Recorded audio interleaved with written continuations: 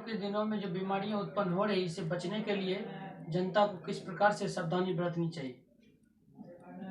मैं आपको यह बताना चाहता हूँ कि जाड़े के दिनों में बहुत सारे डिजीज आते हैं। उसे इस अवसर पर काफ़ी ध्यान देने की ज़रूरत है, सतर्कता की ज़रूरत है। ध्यान देने की ज़रूरत है, सतर्कता की ज़रूरत है और प्रिकॉशन की ज़रूरत है। केवल हम प्रिकॉशन रखेंगे तो कभी भी हम गंभीर बीमारियों से हम शिकार नहीं हो सकते हैं। मैं एक छोटा स्वरूप बताऊँ आपको। आजकल बड़ी बड़ी गंभीर बीमारियां आते हैं, साथ साथ हार्ट की बीमारी आता है, सर्दी का भी आता है, खांसी का भी आता है, पेट का भी आता है, बवासीर का भी आता है और ये बवासीर पाइल्स की बीमारियां तो होती ही है, साथ साथ उनको बड़ी ये दमा की बीमारी आता है, एलर्जी की बीमारी आता है। लेकिन हम इसको बहुत सतर्कता से नहीं ले पाते हैं, जिसके कारण मुझे सफ़र होना पड़ता है। गर्मी के दिन, ये आजकल के दिनों में, जाड़े के दिनों में स्किन डिजीज बहुत होता है और स्किन डिजीज में आपकी एलर्जी बहुत होता है।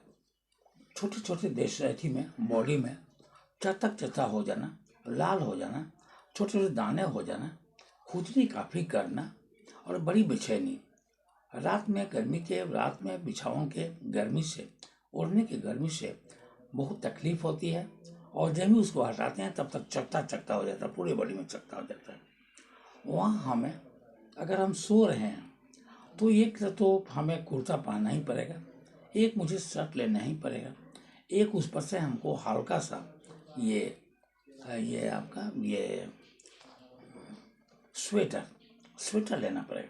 अगर मान ली कुछ भी नहीं लेते हैं, रजाई के अंदर हैं, तो आप अपने ये सर को कम से कम एक छोटा सा गमछे से ही, अगर तौलिया तो ठीक है, नहीं तौलिया मफलर तो ठीक है, नहीं मफलर है तो केवल सूती कपड़ा से ही अपने सिर को ढक ले, जिसके चलते हम कोल्ड एक्सपोज नहीं करेंगे। हम देखते हैं इसमें गर्मी के जाड़े के दिनों में कि हम तो रजाई गर्दन तक ओढ़ लेते हैं, बहुत आदमी सर ढकता है लेकिन सर मुँह बहुत देर तक नहीं ढक सकता है, उसको सफोकेशन होता है ज़्यादा और फिर उसको निकालना पड़ता है। उस वे में अगर वो निकाल के सोता है तो एक हल्का सा गमछा, सूती की गमछा भी लपेट ले तो ज़्यादा बढ़िया है, कोल्ड से बच सकता है। दूसरी बात, स्नान करने आदमी जाता है तो गर्म पानी से स्नान करता है, तुरंत निकल जाता है बाहर, तो उधर तो गर्म पानी का हीट एक्सपोज करता है और यहाँ आने के बाद एटमॉस्फेयर में जम ही आता है तो वो गर्मी से कोल्ड एक्सपोज करता है, जिसके चलते एलर्जी का शिकायत बहुत ज़्यादा बनता है। बहुत एलर्जी की शिकायत होती है तो उन्हें तरह तरह की बीमारियां होती है, खुजली भी होता है, दाना भी होता है, एलर्जी भी होता है और एलर्जी पूरे बॉडी में होता है, चकता दाना होता है, जिसमें बहुत परेशानी होती है। लोग अंग्रेजी में तो कहते हैं एविल खा लेते हैं, लेकिन एविल एक निदान नहीं है। अगर मान लीजिए एक बैग सप्रेस होता है तो कॉम्प्लिकेशन पैदा करता है। वो क्या कॉम्प्लिकेशन पैदा करता है? हम किसी को सप्रेस करते हैं तो हम एजमेटिक हो सकते हैं, हमको दमा हो सकता है, हमको खांसी हो सकता है और बहुत दिनों से हम इस डिजीज से जिसे सफ़र कर सकते हैं। इसलिए दवा खाने के पहले भी मुझे सोचनी पड़ेगी, एक बैग सप्रेस तो नहीं होता है, हम जो दवा लें क्यूरेटिव है कि नहीं, सप्रेसिव है तो सप्रेसिव कितना सप्रेसिव है। अगर इस तरह की दवाएं हो तो हमें अवॉइड करना पड़ेगा, गर्म पानी पीनी पड़ेगी, सरसों तेल का मालिश करना पड़ेगा और गर्म चीज़ें खाना पड़ेगा। आजकल मैं देखता हूँ मेरे यहाँ इतने पेशेंट आ रहे हैं, अभी इस एज में मैंने 12.5 लाख केस देखा। मैं आपको बताऊं, मैं चार राजभवन का डॉक्टर हूँ। गुजरात, मेघालय, सिक्किम और बिहार, गुजरात, मेघालय, सिक्किम, इसके अलावा मैं एक इंटरनेशनल स्पीकर है। हम पूरे देश में 12-14 कंट्री में आ गए और हमारी यूरोप के 12 कंट्री में हमारी बुलाहट है कि आप एक रात के लिए एक में स्पीच दीजिए। तो हमें यहाँ कहना है हमारे देशवासियों को, या हमारे चैनल के माध्यम से जितने लोग देख रहे हैं उनको हमें कहना है कि आप एक प्रिकॉशन में रखें तो ज़्यादा बढ़िया है। आजकल जाड़े के दिन में बहुत रोग होता है। क्या होता है? गरम गरम चीज़ें, जैसा मेरे यहाँ पेशेंट आते हैं वो कहते हैं कि थोड़ा मीट फिश खा लेते हैं, थोड़ा अंडा खाते हैं, गर्म चीज़ें खाते हैं, आदि की चाय पीते हैं, आदि की काढ़ा पीते हैं, उन्हें डायरेक्ट पाइल्स का शिकायत होता है। तो हमें वहाँ भी ध्यान देना है। हमको पाइल्स नहीं हो, अगर पाइल्स हो जाए तो और ज़्यादा दिक्कत होती है। पाइल्स से हो गया कि चलो भाई हमको पाइल्स हो गया, ब्लड निकल गया, ठीक हो गया, लेकिन वो भी नहीं होता है।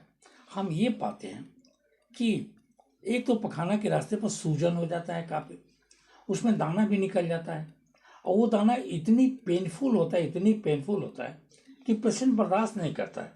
कभी कभी तो वो अपना बाथरूम में उठ जाता है, पेन पर बैठा है वो उठ जाता है, इतनी तकलीफें होती है। और साथ साथ उसको ब्लड भी आता है, कब्जियत भी उतना ही हो जाता है, जिसके चलते पाइल्स होता है। देन कॉन्स्टिपेशन कन्वर्स दी पाइल्स कन्वर्स दी फिस्टुला, वो भगंदर में बदल जाता है। तो अपने अपने चैनल के माध्यम से जितने हमारे श्रोता सुन रहे हैं उनको मैं यह बताना चाहूँगा, आप मीट खाएं लेकिन ढंग से खाएं। अंडा खाएं तो बार बार खाने की जरूरत नहीं।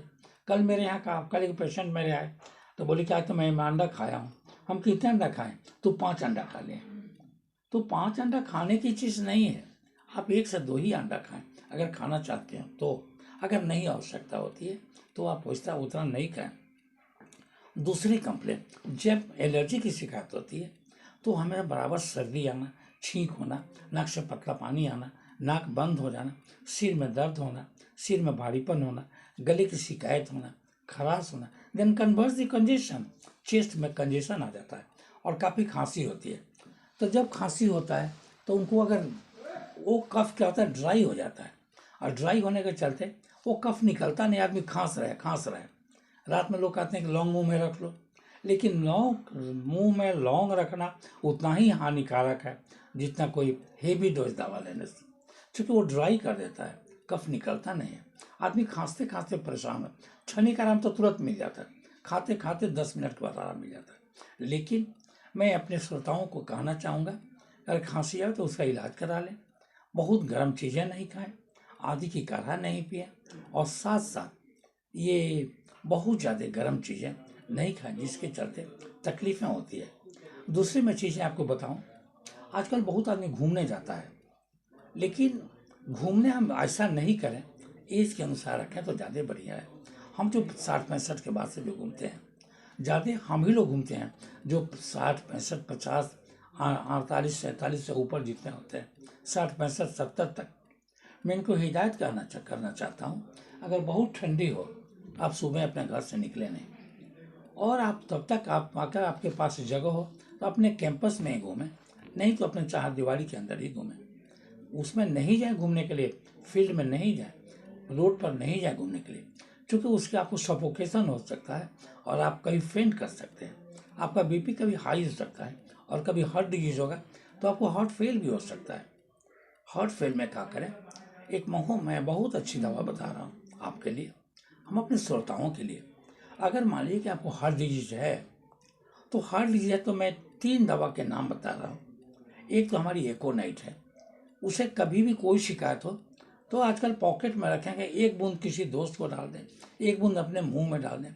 अगर जब मुझे लगता है कि हार्ट की तकलीफ आ रहा है, हार्ट फेलियर की तकलीफ हो रहा है, हार्ट डिजीज की जिसको तकलीफ है, उसके लिए मैं श्रोताओं के लिए बताना चाहता हूँ कि हार्ट डिजीज से घबराएं नहीं, हार्ट फेल नहीं होगा। और हार्ट की प्रिकॉशन के लिए होम्योपैथिक दवा सबसे इफेक्टिव है। लोग तो नहीं जानते हैं इतनी इफेक्टिव होम्योपैथिक कैसे हो सकता है। मैं अपने श्रोताओं को यह कहना चाहता हूँ कि मेरे श्रोता, मैं आपको अपने एक्सपीरियंस की बात कर रहा हूँ, चूँकि 12 लाख केस की एक्सपीरियंस आपको बता रहा हूँ। अगर मान लीजिए आपको हार्ट डिजीज है तो हमारी एक खुराक दवा खा लीजिए, रुक जाएगा। आपके पर सफोकेशन होती है, दम घुट रहा है, आपको सांस लेने में तकलीफ होती है, जब तक आप एम्बुलेंस को खबर देंगे, एम्बुलेंस आपके दरवाजा तक आएगा, तब तक आप ठीक हो जाएंगे। कैसे होंगे? 3 दवाएं हमारे हैं बायोकेमिक में, एक कैलकेरियाफॉस, दूसरे कैलीफॉस, और तीसरा नेट्राम्यूल। तीनों के चूर्ण बना के, जहाँ पर हार्ट की तकलीफें हैं, चूर्ण बना के रख ले, तीनों के एक में बुक दें, गोली में आता है, तो तीनों को 1-1 औंस के बराबर डाल दें और तीनों को बराबर मात्रा में बुक के पाउडर बना लें और अपने पॉकेट में रखें। अगर किसी घर में ऐसी तकलीफ है, उसको देना है गर्म पानी से, लेकिन जब तक हम गर्म पानी देंगे तब तक मेरा हार्ट फेल हो जाएगा। तो हमें वो वेट भी नहीं करें, हम तुरंत एकोनेट उसको खिला दें, जीभ पर रखें, उतना ही जल्दी फायदा होता है। होम्योपैथिक बहुत क्विक साइंस है। लोगों की एक धारणा बनी हुई है कि नहीं ये बहुत स्लो काम करता है, बहुत धीरे धीरे काम करता है। मैं आपको बताना चाहता हूँ श्रोताएं कि जो हमारी दवा है सूक्ष्म है और सेंसरी नर्व पर होता है। मैं आपके टोंग पर देता हूँ, आँख आपका बंद हुआ कि नहीं बंदा उतने में ठीक हो जाता है। मैं चल रहा था हार्ट फेलियर में, तो हार्ट अगर फेल की बातें होती है तो प्रत्येक घर में जहाँ हार्ट की बीमारी है 3 दवाएं का यूज करें। एक दवा हमारा कैलीफॉस, दूसरा कैलकेरियाफॉस और तीसरा नेट्रामिल। तीनों के एक अंश लेके एक साथ बूक के और अपने पॉकेट में रख लें, घर में रख लें। हमें इसको देना है गर्म पानी के साथ, लेकिन गर्म पानी जब तक हम करें तब तक हार्ट फेल हो जाएगा। उसमें हम क्या करते हैं कि उसे तुरंत ही उसके मुंह उठा के उसके जीभ पर देते जाते हैं। जो पानी अवेलेबल है उसी से दे दें, जो ठंडा पानी है उसी से, और एक आदमी सुसुम पानी करेगा। जब तक सुसुम पानी करके आता है तब तक मेरा पेशेंट ठीक हो जाता है। उसकी जो छाती में दबाव पड़ता है, पसीना आता है, घबराहट लगती है, बेचैनी लगता है, छाती में दर्द होता है और पेशेंट एकदम रेस्टलेसनेस फील करता है, वैसे पोजीशन में aconite is the best medicine to control the heart failure. और मेरी 3 मेडिसिन कैलकेरियाफॉस, कैलीफॉस और नेट्रामिल is the better medicine to control the heart failure. आप कभी करके देख लेना। मैं तो एक पेशेंट की बातें नहीं कर रहा हूँ, मैं लाखों पेशेंट की बात कर रहा हूँ। आप उनको दें और दृढ़ता के साथ आप खिलाएं, आपका हार्ट का डिजीज ठीक हो जाएगा। और जब ऐसा कम हो जाता है तो तब आप जाके किसी सुजोग चिकित्सक से इलाज कराना। इसलिए कि जो हार्ट फेलियर की डिजीज है आप उसको ये टेस्ट करा लें, लिक्विड प्रोफाइल करा लें, उसका फिर इको करा लें, तो ईसीजी करा लें, करा के देखें कहाँ दिक्कत है। अगर दिक्कत है तो मैं दावे के साथ कहता हूँ कि वो आपको जो एंजियोप्लास्टी लगे उससे ज़्यादा इफेक्टिव मेरी मेडिसिन है और पेशेंट अपने को काफ़ी कंफर्टेबल फील करता है। जाड़े के दिन में आजकल कैजुअलिटी बहुत होती है, हार्ट की कैजुअलिटी बहुत होती है। आदमी प्रिकॉशन नहीं ले पाता है, घूमता भी है, खाता भी है, पीता भी है, सब चीज़ ठीक करता है।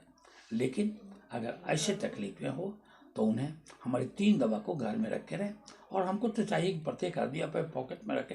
कोई रास्ते में गिर जाता है जाड़े के दिन में तो पहले उसको खिला दे, 1 मिनट हमारी एकोनाइट जब इसके टोंग पर जाएगा, चूँकि सेंसरी नर्व पर होता है, हमारा आँख बंद हुआ कि नहीं हुआ तब तक क्योर हो जाता है।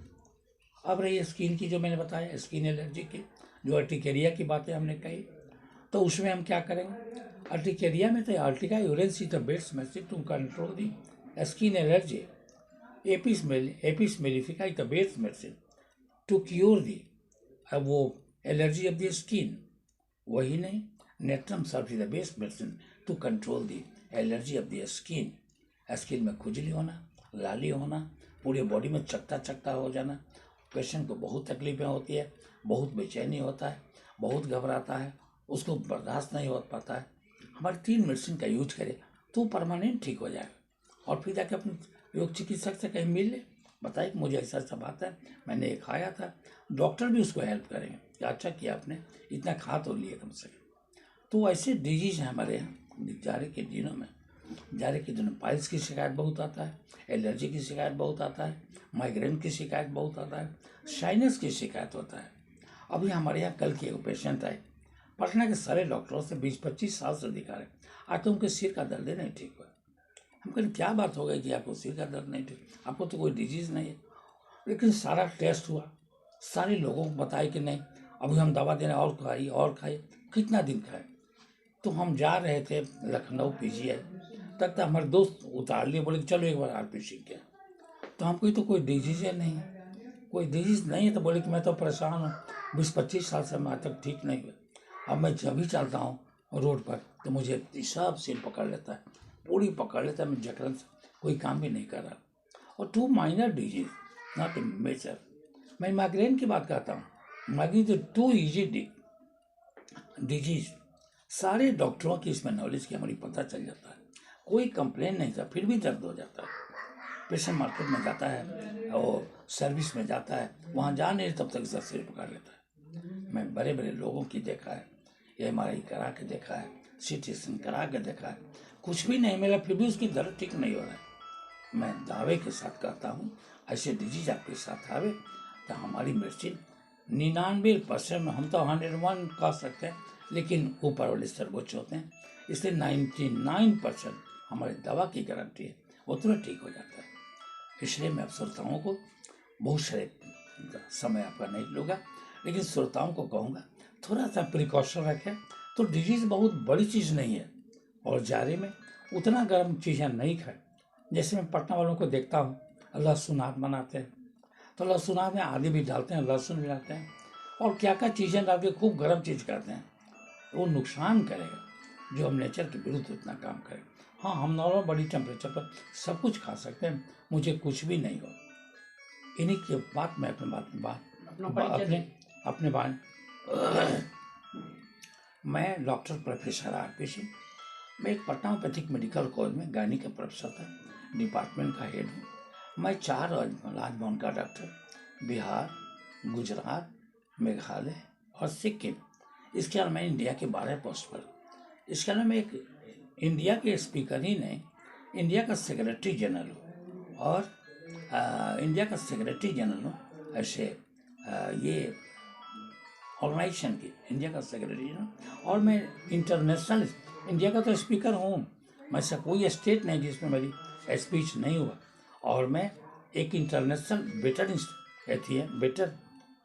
ये हम स्पीकर है, जहाँ मुझे बड़ी शौक से बुलाता है, और विदेशों में मेरी बहुत सुनता है स्पीच डिजीज पर। और जब मैं जाता हूँ विदेशों में तो पहले से निकलता है, दूसरे दिन निकलता है डॉक्टर RP सिंह डिजीज पर। उन्होंने अपने बिहार से आए हुए इंडिया के डॉक्टर RP सिंह का विदेशों में परचम डाला है। इतना कह के मुझे बड़े ऊंचे दृष्टि से देखते हैं, इसलिए मैं अपने श्रोताओं को कहना चाहता हूँ, आप डिजीज में घबराएं नहीं, केवल सावधानी की जरूरत है, प्रिकॉशन की जरूरत है। इन्हीं बातों के साथ मैं एक बार फिर से आप सभी को, श्रोताओं को, हमारे चैनल्स के माध्यम से जितने हमारे वो चैनल के आदमी हैं, डायरेक्टर या जो भी हमारे एजेंट्स जो भी हैं, हमारे रिपोर्टर जितने हैं, सबको मैं ये नए वर्ष पर, आने वाले नए वर्ष के लिए हार्दिक शुभकामना देता हूँ। और मैं अपने श्रोताओं को, आपकी लाइफ अच्छी रहे, सुदृढ़ रहे, समाज में आपकी प्रतिष्ठा बनी रहे, हमारी ये शुभकामना है। इन्हीं सारी बातों के साथ आपको शुभकामना देते हुए मैं अपने वाणी को विराम